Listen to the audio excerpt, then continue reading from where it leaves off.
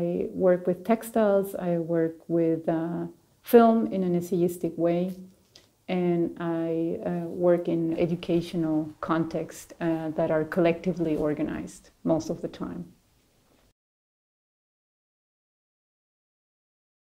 Talking about history, it only makes sense talking from the present. Like, we always think history is something like way back, but what I like about this work is that it still works for me now.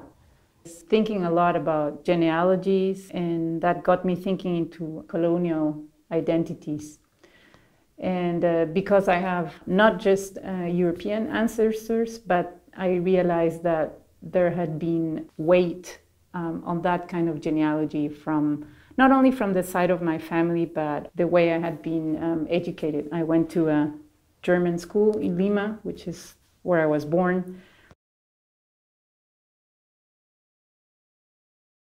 I had a genealogical drawing from my great-grandfather, and this great-grandfather, who has German and Peruvian ancestors himself, had actually tried to prove that we descended from the Spanish invaders or colonizers. And that really struck me, and it worked inside of me. Having arrived in Hamburg like a year before, I realized that I had been working mostly with textiles, with embroidery. It was very difficult to engage in a dialogue at that time with people working in this medium.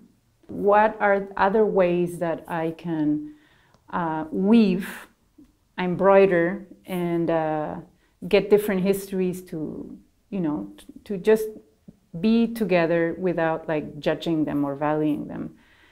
And so I thought of the editing process as a weaving or embroidery process.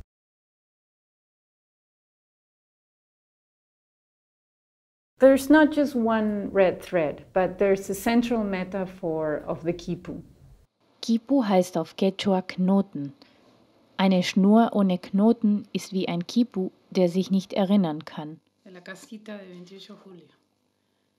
Die Inkas benutzten die Quipus zur Speicherung von Information und zu statistischen Zwecken. The Tawantinsuyo, or Inca Empire, what did was to learn from what had been developed over thousands of years, to use the quipu for mnemonic, so to memorize information. It's a very complex mathematical system, and the objects I learned, well, they're not objects really, but they're like textile entities, and I think any child in Peru learns about them in school.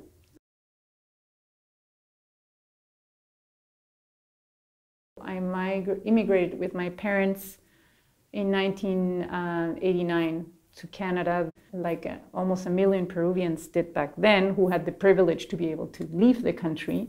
That was a decade of terror.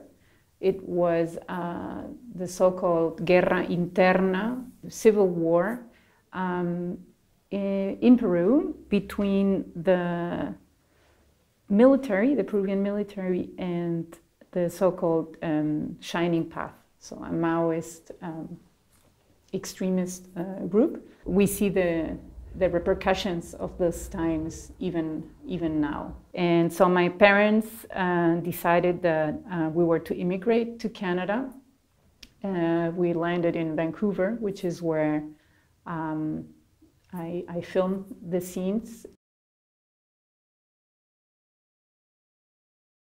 Yeah, I had talked to them about the project, but it was more about the personal memories in the family and how these personal memories are permeated by, again, our colonial genealogies. Like, for example, my father having spent time in Europe when he was very young, or my mother having spent time in Switzerland when she was a child. And there's a scene in the film where I talk about the fact that my mom had not been to the Peruvian Andes, but she knew the mountains in Switzerland, and how difficult can that be?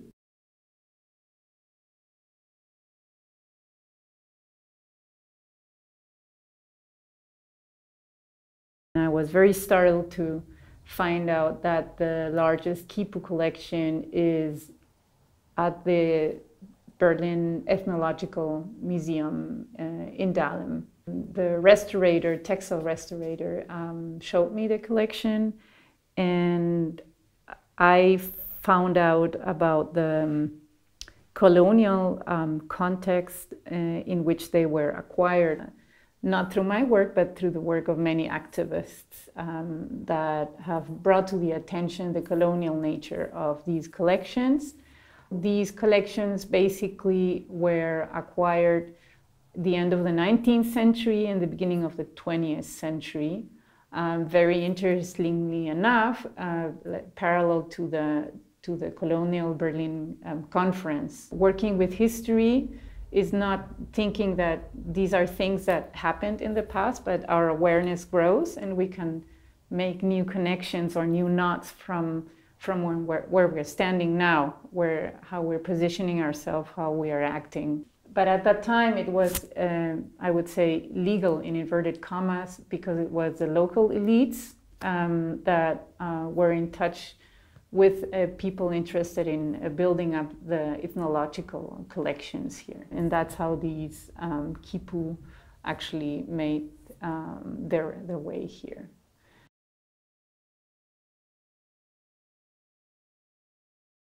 The sociologist Silvia Rivera Cusicanqui, talking about her concept of cheche, which is developed from the Aymara language, and something that with our occidentalized Western thinking it's difficult to understand, but it's that within a single strand there's many, many other threads that are twisted. She pointed out to the embracing aspect of a single thread and how I could, tie it together. Zwischen den Erinnerungen eines Quipus und denen eines Buches, zwischen den Verzweigungen und Geografien von Heimat, liegen viele Meere. Wir brauchen die Umarmung einer Schnur, um sie miteinander zu verknoten. ¿Cómo se dice detachment en español? ¿Cómo se dice herself? Sie selber? Oder sie selbst? A friend just asked me about the editing process and if I read film theory about it, and actually I've never had. If I read about sociology, I love to read about education, about the body, literature, and also I've been very influenced by understanding the complexity of weaving techniques. Probably not being able to weave, I was trying to apply them to the way I deal with information. That when I learned that there are techniques where you can have like up to 6 simultaneous layers of threads, that are coming in and out of the textile, I think this has been very influential for me. Because I also have a conceptual approach to art making. I think working with textiles keeps me grounded. It is a more bodily experience as well. I can be equally intuitive with textiles and films, but I think it's just they complement each other.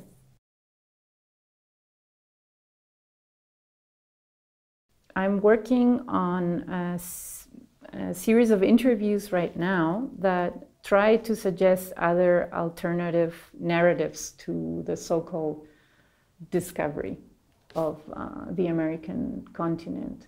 It's collecting testimonies or opinions on how we can deal with this myth or this logo that is repeating itself in educational material. And I'm also currently working with teachers and artists to develop workshop formats to deal with these questions.